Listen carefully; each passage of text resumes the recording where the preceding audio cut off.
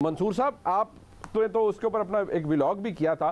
पहले तो जरा ये मुझे बता दें, ये पीडीएम की हुकूमत पर दस्ते शफकत है, मतलब वो खास किस्म का जिसके बारे में इमरान खान साहब बड़े प्राउडली एक ज़माने में कहते थे और उनको कहते थे कि मेरे साथ है एस्टैब्लिशमेंट, सब कुछ है। तो पीडीएम की हुकूमत के ऊपर वो है, इसीलिए ज़रा जुबैर साहब तगड़े होकर बोल रहे हैं।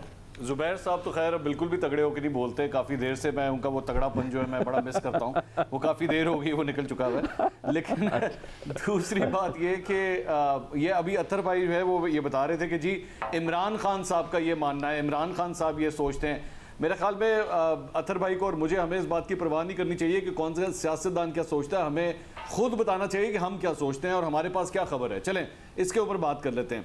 क्या ये कहा जा सकता है, क्या ये कोई कह सकता है कि हाँ जी जो दस्ते शफकत जो है वो इमरान खान साहब के ऊपर रखा गया 2018 के इलेक्शन से पहले, क्या बिल्कुल वही दस्ते शफकत जो है वो इस हुकूमत के ऊपर भी है, शहबाज शरीफ के ऊपर, आसिफ अली जरदारी के ऊपर बिल्कुल उसी तरह का है?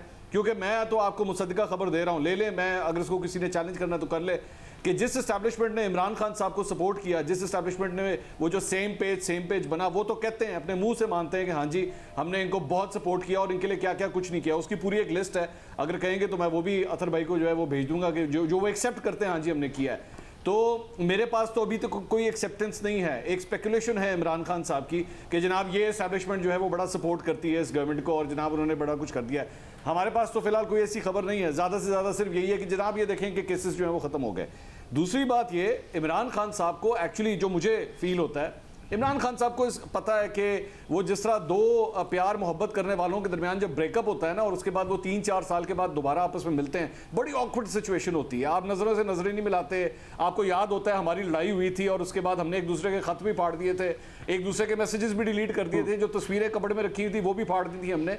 इमरान खान साहब को पता है it was a very bad breakup और बड़े गंदे तरीके से हुआ था। जनरल बाजवा को बुला के क्या कहा गया था, ईरान की जो है वो एक वजह बताई गई थी जी ईरान के अंदर ये हुआ था, लेकिन हम सब जानते हैं वजह कुछ और थी। और उसके बाद दो वाकयात और होते हैं जिससे क्लियर कट ये प्रूफ होता है कि मौजूदा आर्मी चीफ का रास्ता रोकने की भरपूर कोशिश की गई। उन्होंने कामरान खान साहब के शो के अंदर बैठ के कह दिया कि जनरल बाजवा तक को आप एक्सटेंशन दे दें। मुझे जनरल बाजवा, वो जनरल बाजवा जिसको आप मीर जाफर मीर सादिक कहते रहे, उसके बाद 29 तारीख को जब रिटायरमेंट हुई तो आपकी पार्टी ने गद्दारी का फतवा लगा दिया उनके ऊपर, ट्रेंड चला दिया उनके खिलाफ। आपको वो जनरल बाजवा कबूल थे अगले इलेक्शन तक, लेकिन आप किसी तरह कोशिश कर रहे थे कि किसी तरह जनरल आसिम मुनीर का रास्ता बीच में से कट जाए, ये आर्मी चीफ ना बन सके। और इसके अलावा जनरल बाजवा की जब मुलाकात हुई, चलें ये भी मैं खबर शेयर कर लेता हूं, जनरल बाजवा की जब आरिफ अलवी साहब के साथ मुलाकात हुई तो आरिफ अलवी साहब ने भी उसके अंदर जो है इन खदशात का इजहार किया था कि जी there is bad blood behind in this relationship. तो किस तरह कोऑर्डिनेशन होगी ये कहा गया जनरल बाजवा को।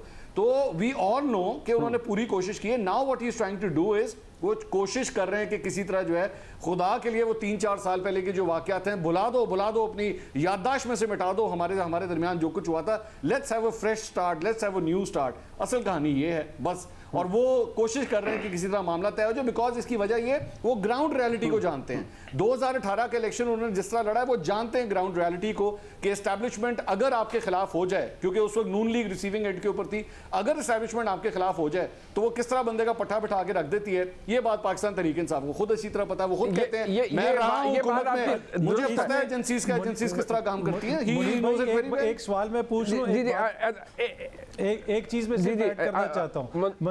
मंसूर भाई, मंसूर साहब अगर अदर जी मैं सिर्फ इसमें इतना सा ऐड करूं, जैसा मंसूर भाई ने कहा कि खान साहब की हुकूमत को एस्टैब्लिशमेंट ने सपोर्ट किया और सारी दुनिया ने देखा। क्या मंसूर भाई ने ये नहीं देखा कि कामरान टसूरी साहब किस तरह आए? क्या मंसूर भाई ने ये नहीं देखा कि बाप पार्टी किस तरह जाके मिली मौजूदा तो कहे ना, और उनके यार अतर भाई क्या कह देना, अतर भाई मुंह से कहे ना, फिर मैं तो कह रहा हूं कह दे ना कि जनरल आसिम मुनीर जो है इस गवर्नमेंट को सपोर्ट कर रहे हैं, वो उनके सर के ऊपर एक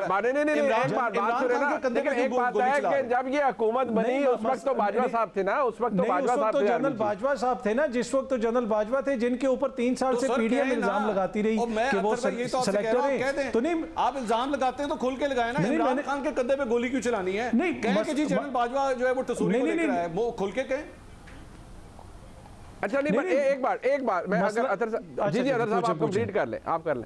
नहीं, मैं उसमें ये कह रहा हूं कि देखें ना, मैंने जनरल बाजवा को देखा कि वो 1 to 5 के ऊपर कामरान टसूरी को पीछे बैठा के ला रहे थे, ना ही मंसूर भाई ने देखा कि जनरल बाजवा चिंगची पे इमरान खान को लेके आए थे। देखें ये स्पेकुलेशन ही होती है और खबरें ही होती ना, सबूत तो किसी के पास नहीं होता। कोई भी ये नहीं बता सकता कि इसके खबर तो फिर साफ ही होती है ना। मैं खबर कह रहा हूं ना, मैं इस पे स्टैंड कर रहा हूं, मैं स्टैंड कर रहा हूं, मैं कह रहा हूं कि इमरान खान साहब को जनरल बाजवा और उनकी एस्टैब्लिशमेंट लेकर आई थी। मैं स्टैंड कर रहा हूं इस खबर के ऊपर। आपके पास एक बार मैं जुबैर साहब को भी जुबैर साहब को भी इंक्लूड